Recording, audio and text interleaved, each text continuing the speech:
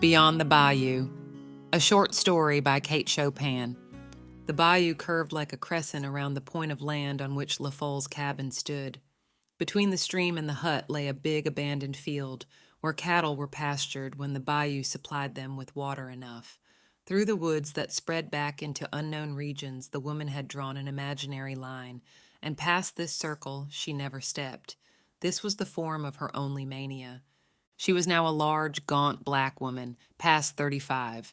Her real name was Jacqueline, but everyone on the plantation called her La Folle because in childhood she had been frightened literally out of her senses and had never wholly regained them. It was when there had been skirmishing and sharpshooting all day in the woods. Evening was near when Petit Mere, black with powder and crimson with blood, had staggered into the cabin of Jacqueline's mother, his pursuers close at his heels. The sight had stunned her childish reason. She dwelt alone in her solitary cabin, for the rest of the quarters had long since been removed beyond her sight and knowledge. She had more physical strength than most men, and made her patch of cotton and corn and tobacco like the best of them. But of the world beyond the bayou, she had long known nothing save what her morbid fancy conceived. People at Bellicime had grown used to her and her way, and they thought nothing of it. Even when old Mies died, they did not wonder that La Folle had not crossed the bayou, but had stood upon her side of it, wailing and lamenting. Petit Maître was now the owner of Bellicime. He was a middle-aged man with a family of beautiful daughters about him, and a little son whom La Folle loved as if he had been her own. She called him Chéri, and so did everyone else because she did. None of the girls had ever been to her what Chéri was. They had each and all loved to be with her, and to listen to her wondrous stories of things that always happened, yonder beyond the bayou. But none of them had stroked her black hand quite as Chéri did, nor rested their heads against her knee so confidingly, nor fallen asleep in her arms as he used to do. For Chéri hardly did such things now, since he had become the proud possessor of a gun and had had his black curls cut off. That summer, the summer Chéri gave La Folle 2 black curls tied with a knot of red ribbon. The water ran so low in the bayou that even the little children at Bellicime were able to cross it on foot, and the cattle were sent to pasture down by the river.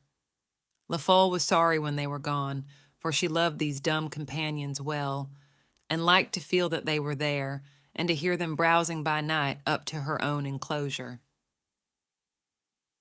It was Saturday afternoon when the fields were deserted. The men had flocked to a neighboring village to do their week's trading, and the women were occupied with household affairs, La Folle as well as the others. It was then she mended and washed her handful of clothes, scoured her house, and did her baking. In this last employment she never forgot Chéri. Today she had fashioned croquignoles of the most fantastic and alluring shapes for him. So when she saw the boy come trudging across the old field with his gleaming little new rifle on his shoulder, she called out gaily to him, "Chéri! Chéri!" But Chéri did not need the summons, for he was coming straight to her. His pockets all bulged out with almonds and raisins and an orange that he had secured for her from the very fine dinner which had been given that day up at his father's house. He was a sunny-faced youngster of 10. When he had emptied his pockets, La Folle patted his round red cheek, wiped his soiled hands on her apron, and smoothed his hair. Then she watched him as, with his cakes in his hand, he crossed her strip of cotton back of the cabin and disappeared into the wood. He had boasted of the things he was going to do with his gun out there. "You think they got plenty deer in the wood, La Folle?" he had inquired, with the calculating air of an experienced hunter. "No, no," the woman laughed. "Don't you look fo no deer, Chéri. Dat's too big. But you bring La Folle one good fat squirrel for her dinner tomorrow, and she go and be satisfy." "One squirrel ain't a bite. I'll bring you mohan one, La Folle," he had boasted pompously as he went away. When the woman, an hour later, heard the report of the boy's rifle close to the wood's edge, she would have thought nothing of it if a sharp cry of distress had not followed the sound.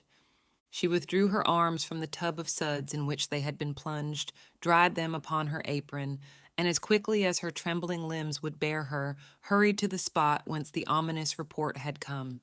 It was as she feared. There she found Chéri stretched upon the ground, with his rifle beside him. He moaned piteously, "I'm dead, La Folle, I'm dead, I'm gone." No, no, she exclaimed resolutely as she knelt beside him. Put you arm round La Folle's neck, Chéri. Dat's nuttin'. Dat goin' be nuttin'. She lifted him in her powerful arms. Chéri had carried his gun muzzle downward. He had stumbled. He did not know how. He only knew that he had a ball lodged somewhere in his leg, and he thought that his end was at hand. Now, with his head upon the woman's shoulder, he moaned and wept with pain and fright. Oh, La Folle, it hurts so bad. I can't stand it, La Folle. Don't cry, mon bébé, mon chéri. The woman spoke soothingly as she covered the ground with long strides. La Folle go and mind you. Dr. Bonfils go and come make mon chéri well again. She had reached the abandoned field. As she crossed it with her precious burden, she looked constantly and restlessly from side to side. A terrible fear was upon her. The fear of the world beyond the bayou, the morbid and insane dread she had been under since childhood. When she was at the bayou's edge, she stood there and shouted for help as if a life depended upon it. Oh, petit mère, venez donc, au secours, au secours. No voice responded. Chéri's hot tears were scalding her neck. She called for each and every one upon the place, and still no answer came. She shouted, she wailed, but whether her voice remained unheard or unheeded, no reply came to her frenzied cries. And all the while Chéri moaned and wept and entreated to be taken home to his mother. La Folle gave a last despairing look around her. Extreme terror was upon her. She clasped the child close against her breast, where he could feel her heart beat like a muffled hammer. Then, shutting her eyes, she ran suddenly down the shallow bank of the bayou and never stopped till she had climbed the opposite shore. She stood there quivering an instant as she opened her eyes. Then she plunged into the footpath through the trees. She spoke no more to Chéri, but muttered constantly, Bon Dieu, ayez pitié, la folle. Bon Dieu, ayez pitié moi. Instinct seemed to guide her. When the pathway spread clear and smooth enough before her, she again closed her eyes tightly against the sight of that unknown and terrifying world. A child, playing in some weeds, caught sight of her as she neared the quarters. The little one uttered a cry of dismay. La Folle! She screamed in her piercing treble. La Folle done crossed de Bayou. Quickly the cry passed down the line of cabins. Yonda, La Folle done crossed de Bayou.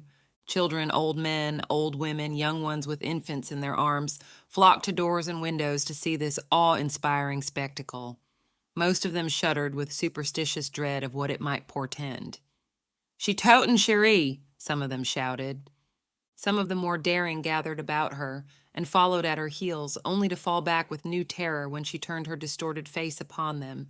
Her eyes were bloodshot, and the saliva had gathered in a white foam on her black lips. Someone had run ahead of her to where Petit Maître sat with his family and guests upon the gallery. Petit Maître, La Folle done crossed de Bayou. Look her yonder totin' Chéri.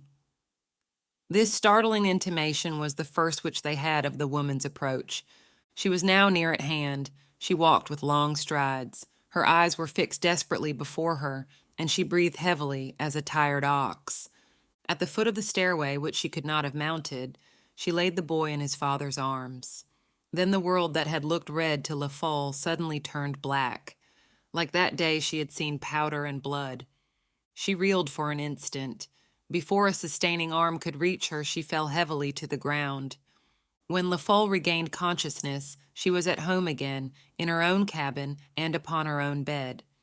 The moon rays, streaming in through the open door and windows, gave what light was needed to the old black mammy who stood at the table concocting a tisane of fragrant herbs. It was very late. Others who had come and found that the stupor clung to her had gone again. Petit Maître had been there, and with him Dr. Bonfils, who said that La Folle might die. But death had passed her by. The voice was very clear and steady with which she spoke to Tante Lisette, brewing her tisane there in a corner. Ef you will give me one good drink tisane, Tante Lisette, I believe I'm going sleep me. And she did sleep, so soundly, so healthfully, that old Lisette, without compunction, stole softly away, to creep back through the moonlit fields to her own cabin in the new quarters. The first touch of the cool gray morning awoke La Folle. She arose calmly, as if no tempest had shaken and threatened her existence but yesterday. She donned her new blue cottonade and white apron, for she remembered that this was Sunday. When she had made for herself a cup of strong black coffee and drunk it with relish, she quitted the cabin and walked across the old familiar field to the bayou's edge again. She did not stop there as she had always done before, but crossed with a long, steady stride as if she had done this all her life. When she had made her way through the brush and scrub cottonwood trees that lined the opposite bank, she found herself upon the border of a field where the white, bursting cotton, with the dew upon it, gleamed for acres and acres like frosted silver in the early dawn. Folle drew a long, deep breath as she gazed across the country. She walked slowly and uncertainly, like one who hardly knows how, looking about her as she went. The cabins that yesterday had sent a clamor of voices to pursue her were quiet now. No one was yet astir at Belisime. Only the birds that darted here and there from hedges were awake and singing their matins. When Folle came to the broad stretch of velvety lawn that surrounded the house, she moved slowly and with delight over the springy turf that was delicious beneath her tread. She stopped to find whence came those perfumes that were assailing her senses with memories from a time far gone. There they were, stealing up to her from the thousand blue violets that peeped out from green, luxuriant beds. There they were, showering down from the big waxen bells of the magnolias far above her head and from the jessamine clumps around her. There were roses, too, without number. To right and left palms spread in broad and graceful curves. It all looked like enchantment beneath the sparkling sheen of dew. When Folle had slowly and cautiously mounted the many steps that led up to the veranda, she turned to look back at the perilous ascent she had made. Then she caught sight of the river, bending like a silver bow at the foot of Belisime. Exultation possessed her soul. Folle rapped softly upon a door near at hand. Chéri's mother soon cautiously opened it. Quickly and cleverly she dissembled the astonishment she felt at seeing Folle. "Ah, Folle, is it you so early?" "Oui, madame, I come ax how my po' lil Chéri doos, Monine."